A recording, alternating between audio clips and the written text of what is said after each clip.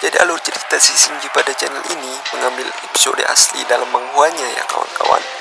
Pokoknya tetap upload walaupun gak ada yang nonton ya tot. Oke, jadi di video kali ini adegan dibuka dengan wafatnya Raja Naga Laut Timur. Sudah pada tahu lah ya di episode sebelumnya. Bagi yang belum nonton, kalian bisa nonton karena notif ada di sebelah kanan atas ya tot. Oke, lanjut tot. Raja Naga pun dibawa dan ketika semua mengetahui hal itu, sontak raja-raja naga yang lain pun terkaget-kaget.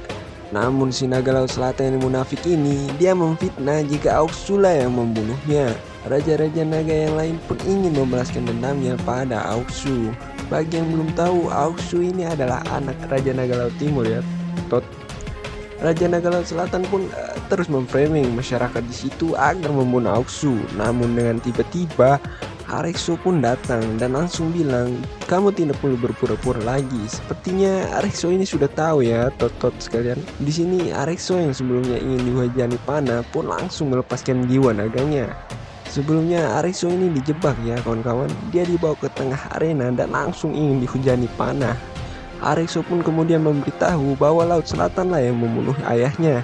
Semua suku naga pun kaget. Raja Laut Selatan pun yang tidak bisa menipis itu langsung memberitahu alasannya, bahwasanya ayahnya bersikeras ingin membawa suku naga pada sebuah kehancuran. Namun raja naga yang lain pun setuju jika suku naga bekerja sama dengan langit bayangan gelap. Tiba-tiba Arexo yang marah pun langsung menebas raja yang ikut Laut Selatan di situ, dan satu kepala pun terpenggal di situ. Arexo pun sangat emosi karena terlalu banyak raja naga yang licik dan tamak di antara 3000 suku naga ini. Padahal ayahnya Arexo selalu meminta untuk menghormati mereka. Ini baru namanya ya air susu dibalas dengan air tuba. Dia pun langsung menyuruh prajurit Naga Laut Timur untuk membunuh mereka. Dan pertempuran sesama pun terjadi. Karena situasi yang tidak bagus, Raja Naga Laut Selatan pun ingin kabur ke Laut Selatan. Di panel berikutnya, Arexo pun membunuh satu persatu Raja Naga yang berada di situ. Ngeri juga ya Arexo ini. Dia membantai habis raja-raja naga yang berada di situ karena menyetujui apa yang dikatakan oleh Raja Naga Laut Selatan. Dan ketika ada raja naga yang bilang ingin melaporkan Arexo ke pengadilan suku naga karena Arexo membunuh raja naga lain sesukanya, dia pun langsung dibunuh juga. Barbar sekali Arexo. Raja naga yang lain ini sebenarnya tidak memiliki kemampuan tapi memegang kuasa ya. Benar juga kata si Arexo ini. Salah satu prajurit pun datang memberitahu jika Raja Naga Laut Selatan kabur. Arexo pun ingin menyebarkan kabar kematian ayahnya pada 3000 suku naga dan segera mengumpulkan dan mempersiapkan pasukan untuk menyerang.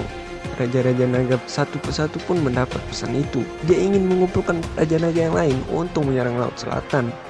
Laut Selatan yang mendengar itu pun tertawa, karena siapa yang akan bekerja sama dengan dia, kata Laut Selatan. Raja naga yang lain pun bilang Arexo ini tidak bisa begitu saja diremehkan, karena dia telah membunuh 4 raja naga lainnya. Laut Selatan pun meyakinkan yang lain karena dia mempunyai komplotan yang sangat kuat, yaitu Istana Langit Bayangan Gelap.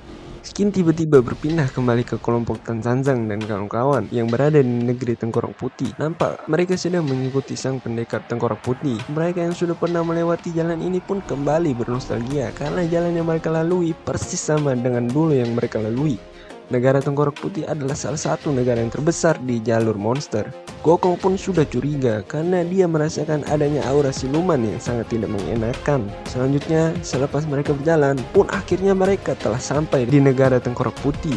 Sangat berbeda dari ekspektasi ya tot. Mungkin berikutnya diperlihatkan Putri Tengkorak Putih juga ya tot. Putri pun menyambut mereka. Putri ternyata sangat humble ya tot. Xiaoyu pun kaget bahwa Putri Tengkorak Putih ini sangatlah cantik. Begitu juga dengan Ihu. Tan Sanzang pun kembali mengingat kejadian yang menimpa mereka dulu. Kejadian di mana Putri ingin Tan Sanzang untuk menetap di negeri Tengkorak Putih dikarenakan kesukaan Putri yang begitu besar kepada Tan Sanzang. Kejadian tersebut juga ditunjukkan dengan Wukong dulu yang menghajar Putri. Sungguh sangat dramatis sekali. Ken pun berpindah ke masa sekarang. Putri pun sepertinya sudah menyadari apa kesalahannya dan berterima kasih pada Tan Sanzang karena telah diselamatkan dulu. Dan di situ juga mengejutkan Bailang karena kondisi yang sangat jauh dari yang ia bayangkan sebelumnya. Di suatu kejadian, ada anak kecil yang memberi Bailang makanan, namun dengan polosnya diterima saja oleh Bailang. Tan San Sang pun mengingatkan Bailang jika jangan terlalu berhubungan dengan banyak barang di sini. Tan San Sang pun masih terlihat khawatir, namun diberitahu oleh putri bahwa guru Tan San Sang tidak perlu khawatir karena mereka tidak berniat jahat. Gokong di situ pun dengan sarkasnya mengatakan bahwa mereka bukan tidak mau makan orang, hanya saja belum ada kesempatan. Boleh Gokong.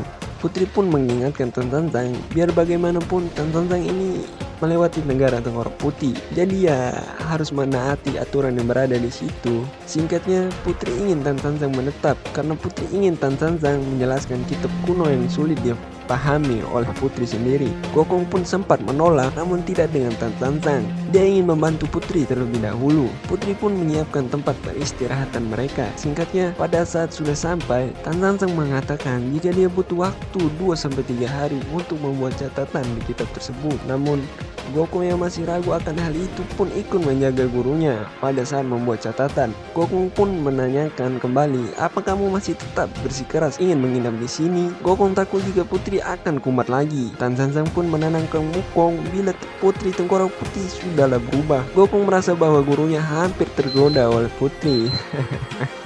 Manusia ya Tot, biasalah. Namun dibantah jika dia hanya bertekad untuk membimbing semua makhluk untuk berbuat baik. Dan Tan San Sang pun mulai mengerjakan dan Wukong pun tertidur. Sementara yang lainnya, Xiaoyu yang berada bersama Bailang dan Wujing di tempat istirahat. Bailang yang melihat keadaan di luar ramai pun ingin juga ikut pergi keluar. Namun siapa yang menyangka jika Pat Kai dan Ihu malah bersenang-senang dengan banyak wanita di situ. Mereka malah memakan makanan yang berada di negara tersebut. Begitu juga dengan Aosu yang berjalan-jalan di sekitar. Namun tiba-tiba ada anak kecil yang mengajak Aosu untuk bermain bola. Alih-alih ikut bermain, Aosu lantas menendang bola itu. Sembrono sekali Aosu ini ya. Anak-anak kecil yang lain pun juga mengajak Aosu bermain. Aosu pun lari. Namun pannya langsung berganti ke Tuan Putri yang entah berada di mana ini, penuh dengan tengkorak ya.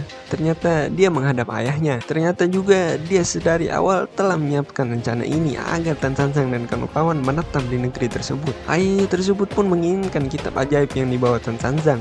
Karena kitab ajaib tersebut kekuatannya tanpa batas. Mana mungkin dia akan melepaskan begitu saja ketika dia datang di negeri tersebut. Putri pun meminta agar ayahnya tidak turun tangan. Namun karena dulu Putri gagal, saat ini ayahnya sendirilah yang akan turun tangan. Di situ juga nampak pendekar, karena pendekar merasa jika Putri sulit untuk membunuh Tan San Sang. Akhirnya pendekar pun menawarkan dirinya, karena yakin akan posisi mereka yang lebih menguntungkan. Tengkorak Putih pun langsung turun tangan sendiri malam ini. Dia membuat aura kematian meluap keluar yang membuat seketika orang-orang di situ pun berubah wujudnya menjadi tengkorak. Pat Kai dan Yu yang sedang bersenang-senang di situ pun merasakan ada yang aneh. Yu pun juga langsung memuntahkan makanan yang ia makan. Pat Kai pun melihat bahwa makanan yang mereka makan adalah makanan busuk. Pat Kai kemudian langsung dicium oleh salah satu wanita yang berada di situ. Panel pun kembali berganti di Aosu yang sedang diajak bermain oleh anak kecil di sekitar situ. Namun dengan tiba-tiba, perlahan-lahan mereka berubah menjadi tengkorak karena aura kematian yang menguap yang dilepaskan oleh ayah Putri tadi. Aosu pun lantas mengeluarkan jurus serangan petir yang membuat mereka terbang seketika. Namun dengan tiba-tiba, anak kecil yang bolanya ditendang oleh Aosu tadi, dia menggigit kaki Aosu dan panel pun berganti lagi. Bailang yang sedari tadi mengamati kondisi sekitar pun menyadari ada yang berubah. Tiba-tiba seseorang datang menggedor pintu. Pada saat Bailang membuka pintu, Pat Kai pun sudah berubah menjadi manusia tengkorak. Bailang pun langsung dicekiknya. Aduh, akankah perjalanan ini menjadi perjalanan terakhir Pat Kai? Kita lihat saja, akan semakin seru sekali ya Tot.